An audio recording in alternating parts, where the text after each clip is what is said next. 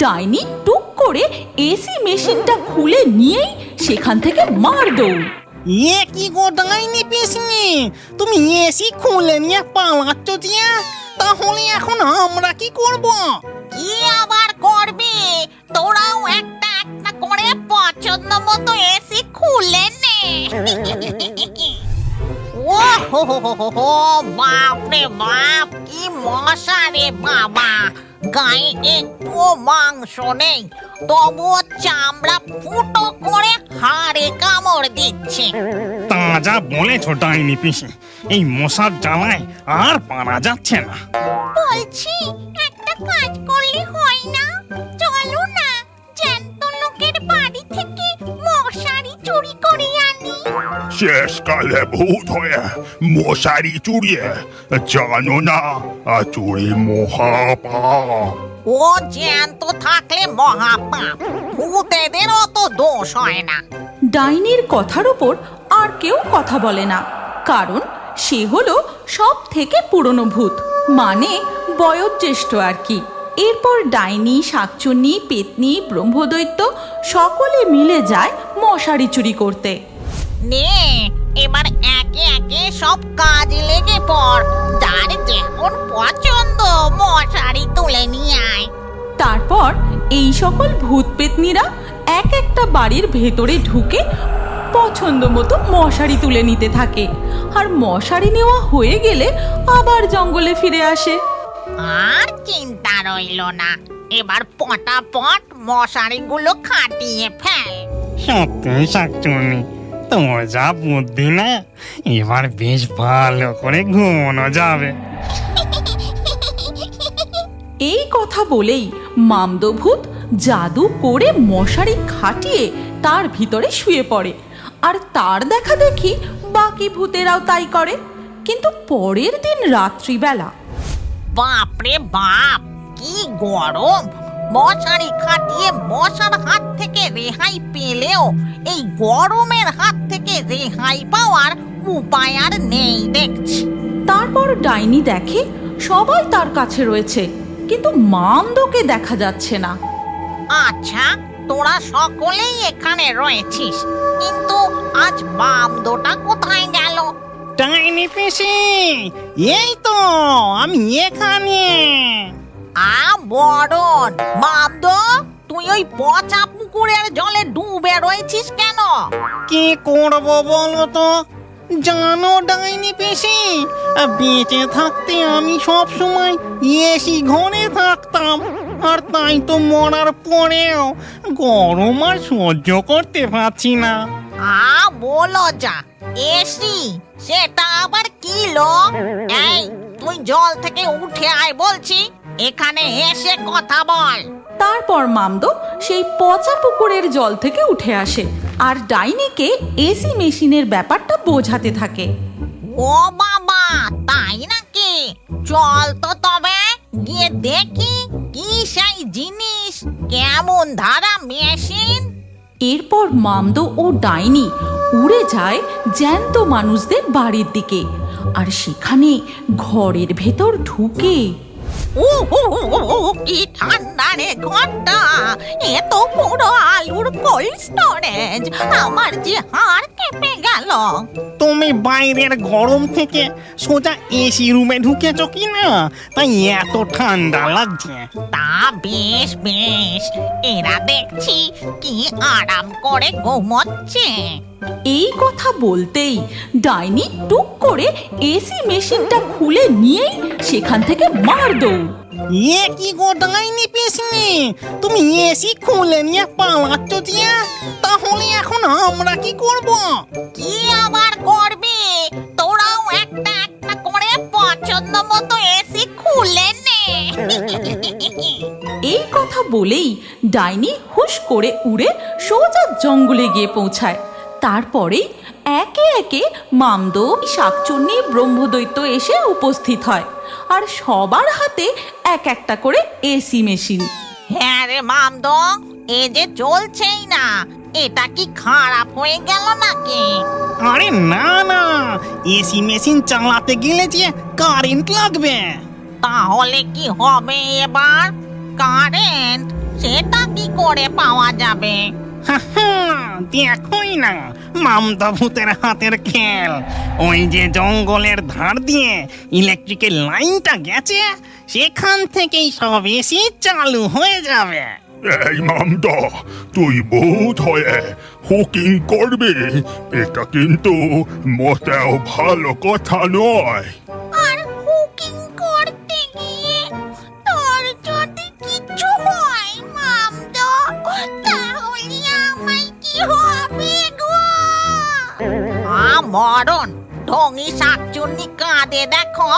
মামদো আর দেরি না করে জাদু করে লম্বা তারের সাহায্যে সব কটা এসি মেশিনে কারেন্ট কানেক্ট করে দেয়, আর সাথে সাথেই টক টক করে প্রতিটা এসি মেশিন জ্বলে ওঠে। কিন্তু ওদিকে তখন উফ, বাবা রে বাবা, কি গরম, একেবারে ঘিমে যাচ্ছি। হ্যাঁ গো, বলছি যে কারেন্ট চলে যায়নি তো? তাই হবে, দাঁড়াও, ঘরের আলোর সুইচটা জেলে দেখি। আর আলোর সুইচ জ্বালতেই সে ঘরের চক্ষু ছানা বড়া। আমাদের ঘরের এসি কোথায় গেল?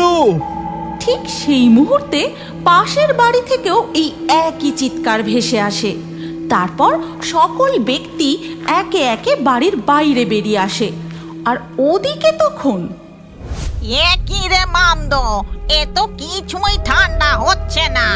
সত্যি খুব গরম, বাবা রে বাবা, কি গরম, কি গরম।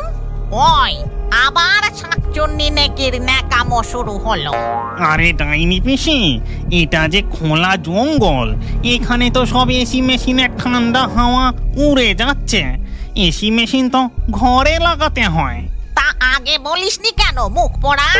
এই জঙ্গলের ধারে অনেক পুরনো একটা পুরো বাড়ি আছে, চলো আমরা এসি গুলো নিয়ে সেখানেই যাই।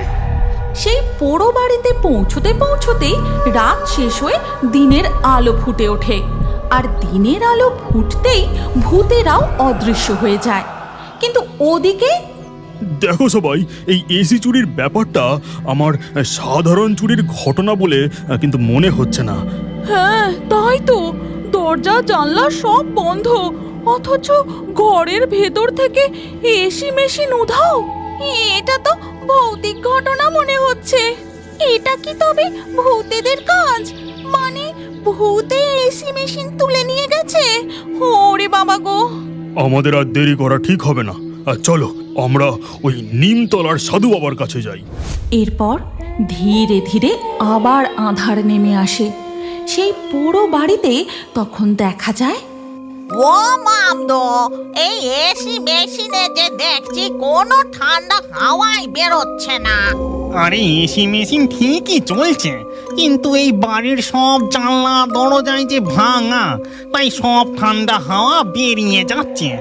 দৌড় দৌড় ভালো লাগে না, আজ রাতের ঘুমটাও গেল দেখছি। আমার মাথায় একটা বুদ্ধি এসেছে, তোমরা এসো আমার সাথে। এই কথা বলে শাকচুন্নি সেখান থেকে উড়ে যায়, আর তার পিছু পিছু উড়ে যায় সকল ভূতেদের দল। তারপর এক জায়গায় পৌঁছে এই দেখো, এখানে কত বড় বড় প্লাস্টিক পলিথিন রাখা। হ্যাঁ তো আমি যখন বেঁচে ছিলাম এই প্লাস্টিকের ঘরেই তো থাকতাম, বৃষ্টির জলও ঢুকতো না। এই দিয়ে ঘর বানালে নিশ্চয়ই এসি মেশিনের ঠান্ডা হাওয়াও বাইরে যাবে না। তাই তো, তুই একদম ঠিক কথা বলেছিস শাকচুন্নি, তোমার কি বুদ্ধি রে। আর সেই মতো সব ভূতেরাই একটা একটা করে প্লাস্টিক তুলে নিয়ে জঙ্গলের ফাঁকা জায়গায় গিয়ে পৌঁছায়।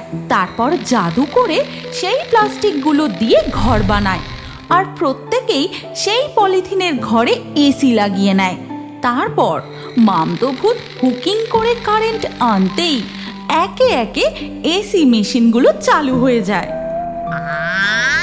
কি ঠান্ডা! আমার বরের সাথে প্রথমবার দার্জিলিং বেড়াতে যাওয়ার কথাটা মনে পড়ে গেল। এরপর রাত পেরিয়ে সকাল হতে সেই সাধু বাবা সকলকে সামনে রেখেই যজ্ঞে বসেন। ওম লিং ক্লিং ফাট, ওম লিং ক্লিং ফাট। দেখা যায় একটু পরেই সেই যজ্ঞের আগুন থেকে ধোঁয়ার কুণ্ডুলি বেরিয়ে জমাট বেঁধে ভেসে থাকে। এই ধোঁয়ার কুণ্ডলীকে অনুসরণ করতে হবে। এই ধোঁয়া যেখানে গিয়ে থামবে সেখানেই আছে তোমাদের এসি মেশিন। এরপর সবাই সাধু বাবার পিছু পিছু ধোঁয়ার কুণ্ডলীকে অনুসরণ করতে করতে জঙ্গলের সেই ফাঁকা জায়গাটায় এসে উপস্থিত হয়। এই তো আমাদের এসি মেশিন। বাবা, চারিদিকে কি বড় বড় প্লাস্টিক পলিথিন পড়ে রয়েছে। এর রহস্য তো কিছুই বোঝা যাচ্ছে না। বেশি দেরি করো না, তাড়াতাড়ি তোমাদের এসি মেশিনগুলো নিয়ে এখান থেকে চলো। এই জায়গাটা আমার ভালো ঠেকছে না। কিন্তু শত চেষ্টা করেও সেই এসি মেশিনগুলো মাটি থেকে তুলে নিয়ে যাওয়ার মতো শক্তি কারুর হলো না। ওরে বাবারে, কি ভারী! মাটি থেকে এক চুলো তুলতে পারছি না। সত্যিই খুব ভারী লাগছে। আমার কর্তাও এসি মেশিনটা নাড়াতেই পারছে না। কিন্তু মেশিনগুলো এত ভারী হলো কি করে সেটাই বুঝতে পারছি না। বলছি শোনো না, এ নিশ্চয়ই ভৌতিক ব্যাপার। এই এসি মেশিনগুলো আর নিয়ে গিয়ে কাজ নেই, ওগুলো দিয়ে তেনারাই হাওয়া খাক। আমরা বরং আরো লক্ষ কোটি মানুষের মতো সাধারণ পাখা দিয়েই কাজ চালিয়ে নেব। এবার চলো এখান থেকে। এরপর তারা সেই জঙ্গল ছেড়ে চলে আসে। আর সেই রাতেই দেখা যায় ভূতেদের সে কি আনন্দ! তারা যেন রীতিমতো যুদ্ধ জয় করেছে।